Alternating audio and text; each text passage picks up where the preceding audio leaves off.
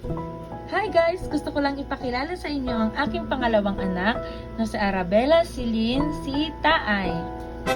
Siya ay nag-aaral sa Juan Morente Memorial Pilot School dito sa Pinamalayan. Siya ang aking pangalawang anak.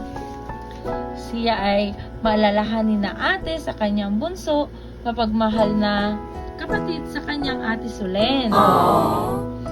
Ang favorite niya na pagkain ay ulam ay adobo ni Mami at carrots.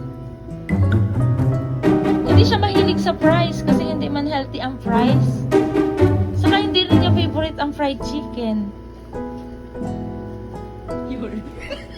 Hindi ngayon kumakain ng fried chicken eh.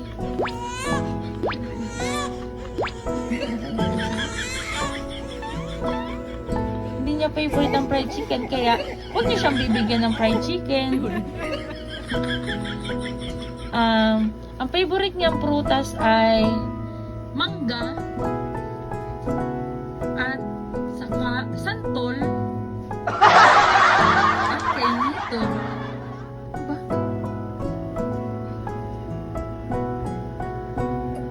Apple at apple pa pala, saka